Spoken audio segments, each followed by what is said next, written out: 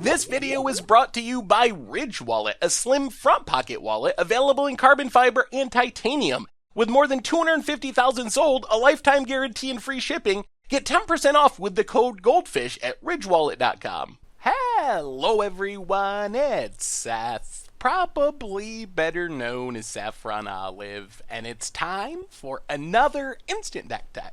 So as you know, Wednesday means it's Wild Card Wednesday here in Instant Deck Tech land, and this week we are heading to Legacy for a deck that combines a couple of my favorite things. It's a combo deck, but it's also a lock deck that can just lock you out from ever dying. This is Food Chain Lock, and it comes to us from Lewin, who took it to a 5-0 finish in a Legacy League on Magic Online. So congrats to Lewin on a super cool deck. A quick reminder before we break down Food Chain Lock for Legacy. If you enjoy this deck and you'll want to see it made into videos, take a minute, click the like button, the subscribe button, leave a comment, anything you can do to support your deck, because whichever deck is most popular gets a shot at being made into videos next week. So, Food Chain Lock is kind of expensive. It is a Legacy deck, but I want to mention really quickly before we jump into it, you can see it's almost $3,200 in paper, 500 ticks on Magic Online. However, like more than half of that is a couple of old dual lands. You see the Tundras in there, the Tropical Islands, single Savannah. Those cards are like $1,500, $1,700, some ridiculous amount of the price tag. So if you are interested in trying out this deck, switch those out for your shock lands that you got from Modern and have fun with it. Sure, you're going to lose a few points in specific matchups, but that really makes the deck down to like Modern deck prices if you can get rid of those dual lands for shock lands. So anyway, let's talk about that deck. Food Chain Lock is a combo deck number one, but it also has this sweet lock built in. So let's start with the combo itself, and the combo is built around the card Food Chain. So Food Chain, 3-mana enchantment, you basically exile one of your creatures, and you get that creature's converted mana cost +1 of mana of any color. However, you can only use it to cast creature spells. So if you exile, let's say, a 4 converted mana cost creature, you're gonna get 5 mana, but you can only use it to cast creatures. And this is kind of the main engine of the deck because we're looking to use creatures that we can cast from exile. So with a Food Chain,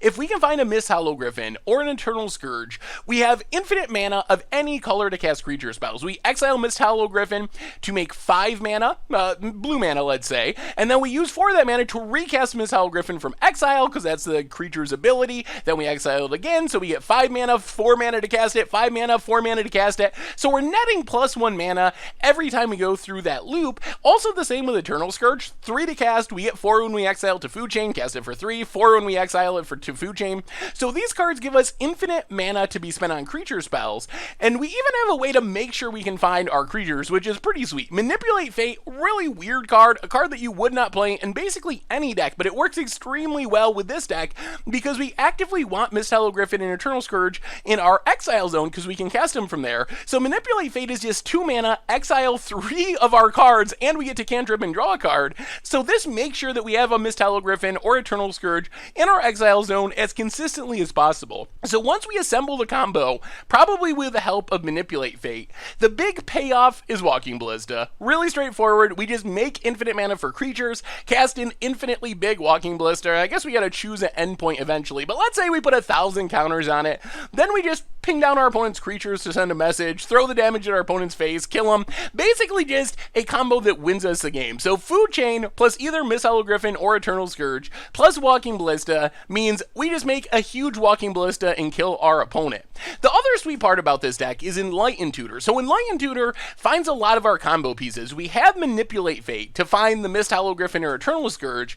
Enlightened Tutor finds Food Chain or Walking Ballista, so it helps us assemble our primary combo. It also allows us to assemble this really interesting lock. So we have Rest in Peace and also Energy Field, which is really good at making us not die as long as these cards are on the battlefield. So Rest in Peace, you probably know what it does, very popular sideboard card, but we have it in the main deck because it works really well with what we're trying to do. Enters the battlefield, exiles graveyards, and then creates a replacement effect. So if a card would go to the graveyard, instead it just goes to exile zone. Remember, we have Misthallow Griffins and Eternal Scourges, which we can cast cast from the exile zone. So if our opponent lightning bolts, let's say, our Mist Hollow Griffin, we don't really want it to go to the graveyard because we can't cast it from the graveyard. We want it to go to exile. So Rest in Peace supports our combo by making sure our Mist Hollow Griffins and so forth go to the exile zone rather than the graveyard if they die. It also allows us to just lock our opponent out of the game with Energy Field. So Energy Field makes it so all damage that is dealt to us from sources that we don't control is prevented. So if our opponent throws a bolt at our face, it does nothing. If they attack us with their creatures, it does nothing. Basically, any way our opponent could hurt us is not going to happen. The downside is, whenever a card goes to our graveyard, we have to sacrifice Energy Field.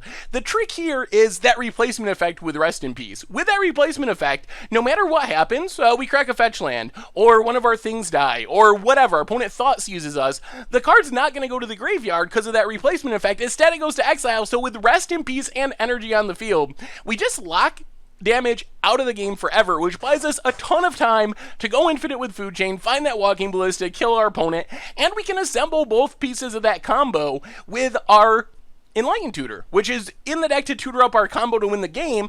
But if we're under a lot of pressure, maybe we're going to die, we can just tutor up Rest in Peace Energy Field, lock down damage for a while, buy us some time to set up the game-winning combo. Otherwise, Noble Hierarch just speeds things up a bit. Let's just play Food Chain on turn 2 and just get to the combo as fast as possible. Then we have some ways to make the combo more consistent. Brainstorm, ponder, just ways to churn through our deck, find our combo pieces, find our lock pieces, whatever we need for a specific game. And then for defense, we have 4 Force of Wills, 1 copy of Spell Pierce to deal with our opponent's interaction if they're going to try to kill our Food Chain or counter our lethal Walking Ballista or whatever. Swords to Plowshares, couple copies to deal with opposing creatures. In the mana base, I'm not going to show all the lands. We talked about it a bit in the intro. We have 1 Gemstone Caverns for a little bit of fast mana if we're on the draw. Otherwise, it's fetch lands, original dual lands, and some basic lands. Like I said, if you want to make this deck way more accessible, like literally cut more than 50% off the price tag, just cut out the 5 original dual lands, replace them with the proper shock lands, and you play the deck for like $1,200 or something, which obviously still isn't cheap, but it is way, way cheaper than playing the original dual lands. In the sideboard, we get a bunch more answers: Engineered Explosives, Swords to Plowshares for removal, Krosan Grip, Seal of Cleansing to deal with artifacts and enchantments, Flusterstorm to fight through counter spells from opponents, also good against combo decks, storm decks, Surgical Extraction for graveyards, Pithing Needle, kind of a catch-all, Containment Priest to deal with things like Sneak and Show, where opponents cheating creatures into play get exiled instead, Carpet of Flowers makes a ton of mana against blue decks, and that is Food Chain Lock for Legacy. And that's our deck tech for today. So thank you so much for watching. I hope you enjoyed the video, and I will talk to you soon. Thanks for watching the video. If you enjoyed it, help us out by clicking that like button down below. And to keep up on all the latest and greatest, click that subscribe button. And don't forget to hit that bell icon to get alerts whenever we have new videos. And if you want to, check out some of our other sweet videos here and here.